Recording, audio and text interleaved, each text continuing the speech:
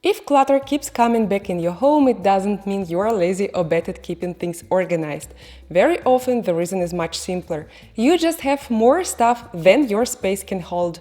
Today I'm going to show you DECLUTTER White's No Mess Decluttering Method. And I really like it, because you don't have to pull everything out of your cabinets, sort it into piles and create chaos in your home, hoping it will somehow turn into order. On the contrary, the whole point of this method is that your home should not get worse while you're decluttering, and at any point you're still making progress.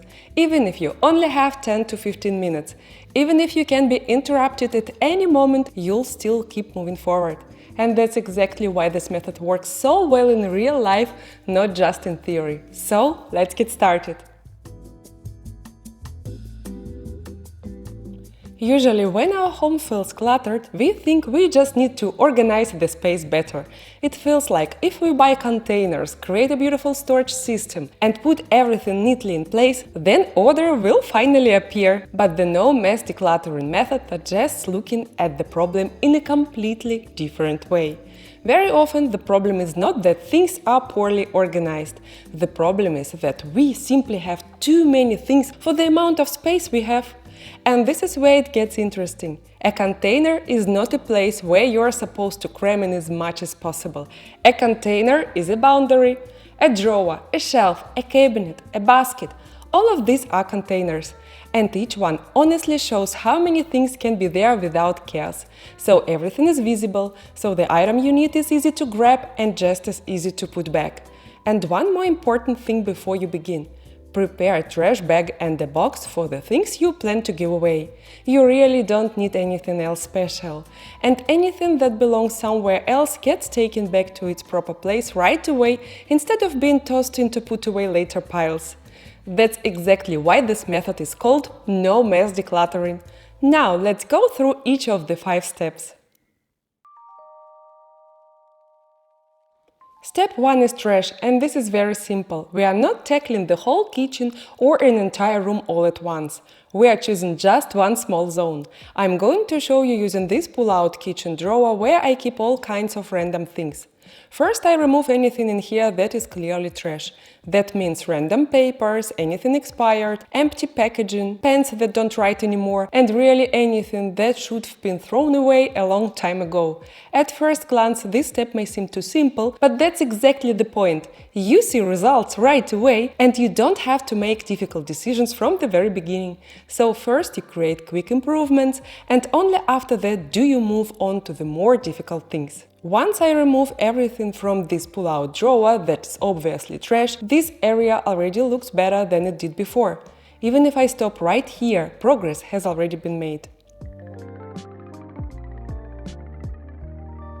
In step 2, we deal with the things that already have a place. And this is where a very important rule of the method comes in. We never make a put away later pile. If I see something here that belongs somewhere else, I take it there right away. For example, somehow a screwdriver ended up in here, even though it belongs with the tools. And right now there are also batteries in here that I actually keep in a special organizer. Or it could be any other small things that just accidentally landed here. I don't set them aside somewhere nearby, and I don't create a new task for myself to deal with later. Right away I put them back where they belong. It may seem like we are getting sidetracked when we do this, but in reality this simple action is exactly what keeps the clutter from coming right back, because the moment we start making put away later piles, decluttering can instantly turn into a new mess. So the rule here is simple. If an item already has a home, it goes straight back there. Now we move on to step 3. At this stage, we look at what is left in the drawer that is no longer trash and is no longer made up of things that belong somewhere else, but that we still clearly do not need. In other words, we move on to what can be called DECLUTTER. This is a very convenient stage because the decisions here usually come easily. For example, there may be several identical pens in a drawer like this, even though I really only need one.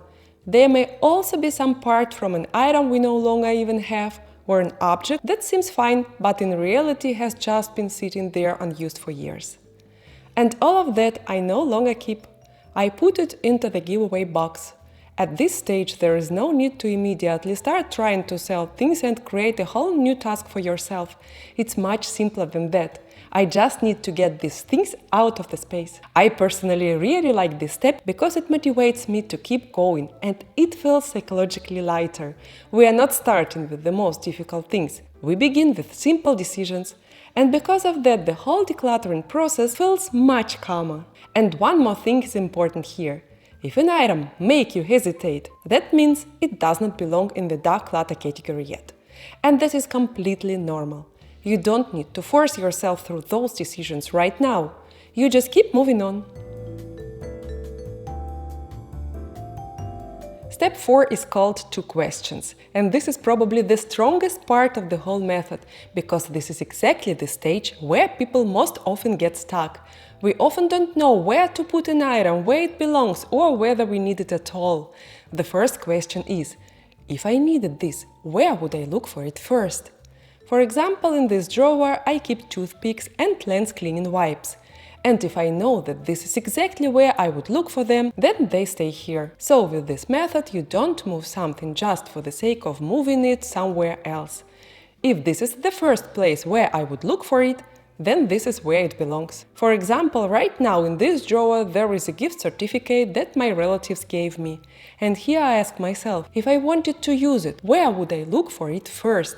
Definitely not in this kitchen drawer. Most likely, I would start looking for it where I keep documents or other important papers. So this is not where it belongs.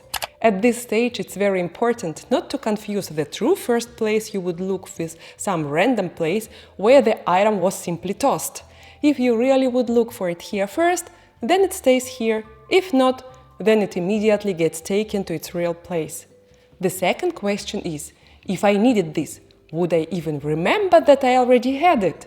And that question also clears up a lot, because sometimes we keep things that seem useful, but in reality we simply forget we even have them.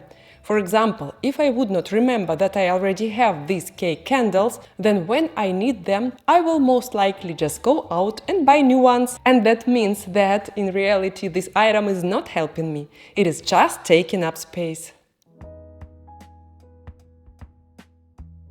And step 5 is the container check. By this point I am almost done decluttering this drawer. I've already removed everything unnecessary, and what is left in the drawer is mostly just the things I truly want to keep here. And now I need to look at this drawer very honestly. Does all of this actually fit in here properly?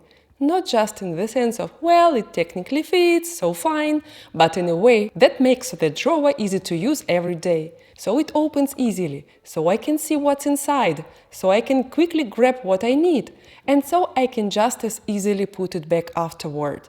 If that is how it works, great, then that's it. But if, even after decluttering, I can see that the drawer still feels overcrowded, then it's simply showing me its boundary. And that is the whole point of the No Mess Decluttering method. The container is not supposed to adjust itself to the amount of stuff. On the contrary, it helps us understand how much stuff can live here without chaos. So at this point, I am no longer asking whether I need an item in general. I am looking at it a little differently. Is there room for it in this drawer? And if I can see that there is no room left, then even among the useful things I need to keep only what actually makes this drawer functional, not as full as possible, not as prepared as possible, but truly functional in real life. When things don't fit, it doesn't mean there's something wrong with you. It simply means the space has a limit. And the more honestly we accept that, the easier it becomes to keep things tidy going forward. Try the No Mess Decluttering method today in one small zone, and please write in the comments which container in your home feels the most overcrowded right now. And if you need a little more motivation to declutter, I invite you to watch the video that has just appeared on your screen.